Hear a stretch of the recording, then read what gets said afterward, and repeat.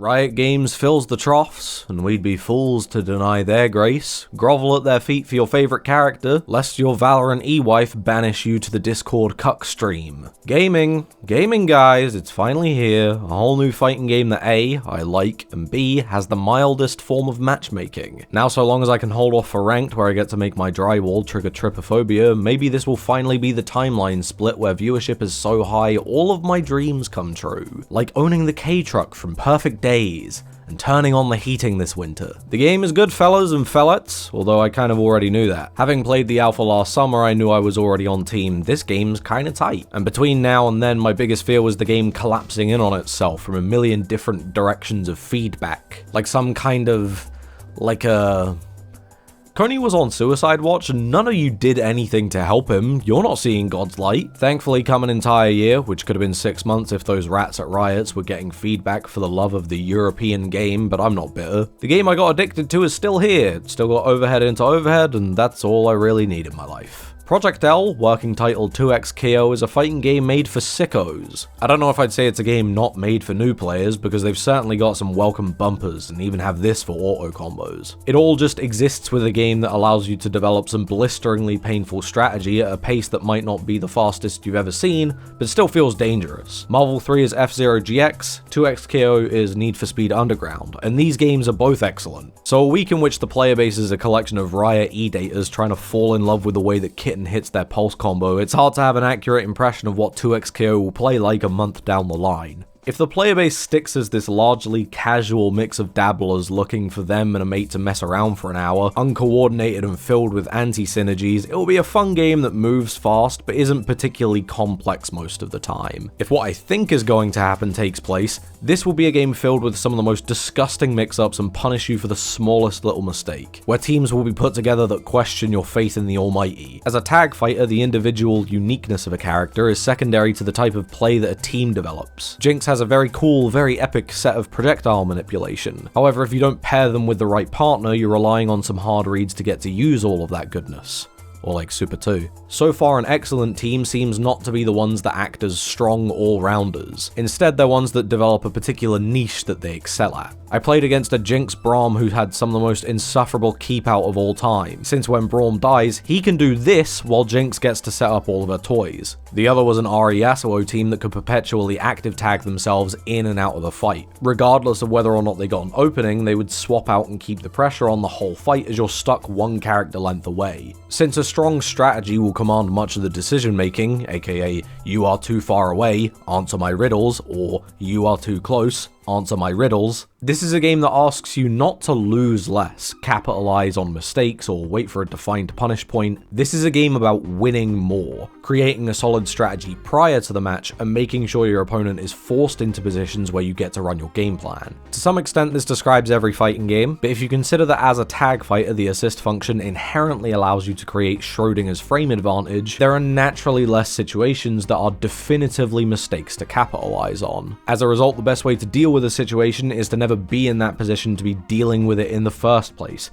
aka I am ass. It leads to a nebulous future that 2XKO might be in, one where the game will get progressively less and less approachable without an influx of new players, or if the players simply don't care to properly abuse the systems to make the game less risky. Maybe that future exists, it was like that for Dragon Ball for the first couple of years after all. I just don't think that casual nature is going to exist for very long. Oh well, too bad. Hold that Project L.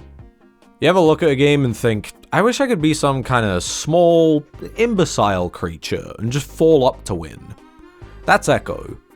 And I love him. He might not have the most decisive projectile, but he can do this, and that's tight. Look at her, she can do it too. I have a feeling people who liked Guilty Gear Xrd worked on this game. And I feel you'll love the game too. I know you. Me and you, we're like brothers. For as much as people have complained about the size of the cast, there's absolutely a quality over quantity feel here. I get it, you were born in 2003 and have been playing Street Fighter 2 Turbo since the 90s, so you're expecting a cast of 50 guys. I'll call you the gluttonous hog, but it's a valid complaint if you're expecting the first month of a fighting game to be a grab bag. In the game's defense though, this might be the first game that I've looked at where I look at the entire cast and think, I want to play all of them, except Darius.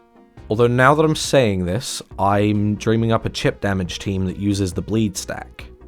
I would now like to play Darius. Everyone brings something to the table that I want to mess around with, whether it be stance shenanigans or that glorious hairline. Best part is, if I end up not vibing with a character, I can always hit up someone who enjoys them and play with them. And while it's not necessarily my preferred way to win, when you and your teammate are roughly on the same skill level, it's some of the most fun that I've had with a fighting game since about 2020. And that's like being sincere. This isn't me going, whoa, aren't the last 10 years of fighting games so doo-doo caca, wow. Remember Third Strike? Whoa! It might not literally change the core of the experience, but the simple asymmetry of thinking patterns makes for some really fun cooperative scrambles. 2xKO is friend slop, which we need more of. I'm excited for Big Walk. It is a game where you walk around and solve puzzles with your friends, and it's all about methods of communication. I cannot wait for this game, and titles like Repo might not be the best games ever made, while also showing that we might be on the cusp of some really interesting titles that are at their core just social catalysts.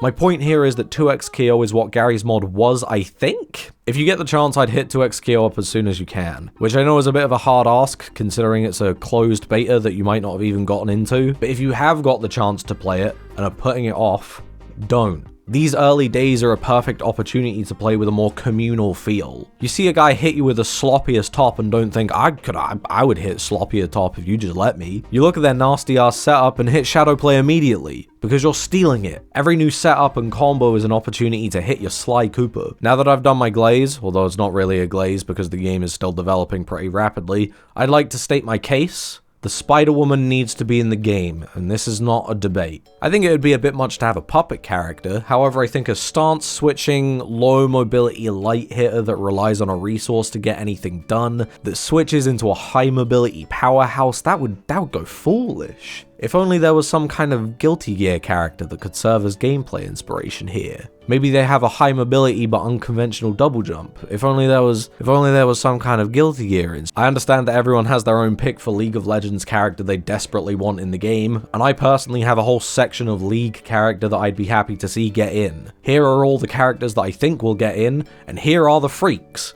I want the freaks. Skarner is a freak. Skarner players are freaks. I'm a freak. Now, I'm not going to piss and shit myself if my favorite League characters don't get in, no matter how much motion my Ornn has. As far as I'm concerned, they've made a bunch of characters I really like out of characters that on the Rift I would describe as who cares? But for me personally, I would consider it a crime if Rek'Sai hasn't at least been considered for the role of Scrimblow Bimblow character that in 10 years time has video essays with the title The Weirdest Fighting Game Character. Characters probably aren't going to get picked if they're a little too off the wall, so for as much as I'm going to be salty when they announce Lux, the infinite skin sorcerer, I would at least be happy with a character like Elise to rep the weirdos of the world, or just if we could get one of the freaks, at least.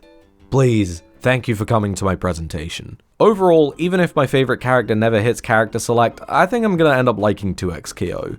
Why is it not called Project L? It's so stupid. When it comes to the raw gameplay, the ethos, the soul, if you will, I've got no notes. Tom Cannon, Tony Cannon, all of the rest of the team, give yourself a big pat on the back for all that you did with Rising Thunder. And 2xKO is pretty good too. Oh wait, before I start talking about something that I think actually needs changing, also add Aegis to the game. You've made Leona once, and the other 7 people who know she exists hate her, but I love her. The one part of the game I do have a problem with though is pretty big in my mind. Unlocking characters. Right now, not every character is unlocked. Blitz, Jinx, and Vi have to be earned with tokens. And while you can play all of them in training mode and versus, a very good choice, I still have an issue with the ability to play them in an actual match online. For me, while I've always needed a little bit of time in the training mode to get familiar with a character, I'll never know if I actually like them until I've gotten into an actual match with them. By locking out these characters, there's a severe slowdown on how free you feel in the game. And while this is fine with a cast of 9 characters, when this gets even as high as 12, it's going to become very frustrating if you notice a character that gels well with your team. As a defender, you might mention how this is the standard for a lot of games. And while it might be standard business practice, I think it's different at the core of this experience. A game like Apex also requires you to dump a large amount of time into the game in order to unlock new characters. The difference there being that as new content drops, the player base isn't really that disconnected from one player to to the next. When Seer came out and they were broken beyond belief, it wasn't fantastic, but the majority of players dictated by pickups. You, as a Gibraltar, and the broken Seer are still engaged with a mostly equal potential kit, as characters modify the core that is being interacted with. In a fighting game, the characters are the core. If you want to develop a new team or plan a new strategy, there is a very noticeable quantity between you and the game that you are waiting to engage with, something that will be exaggerated even more when you don't have two of those characters. I know it's a big ask and probably fundamental to Riot's business model, but we kind of really need all of these characters unlocked. We needed all of them unlocked with Valorant. I can't believe that they did. I'm gonna crash out about Valorant again. Here's an old bit so that you know that I'm not just trying to cry to Tencent about a minimal issue. Rito, please fix. Nerf Aurelia. I don't know, like one of those, please. Still though, game good, like game, make me smile. Is going to ruin my productivity, but at the very least will make for some decent stream material. I'm thinking 6 out of 10.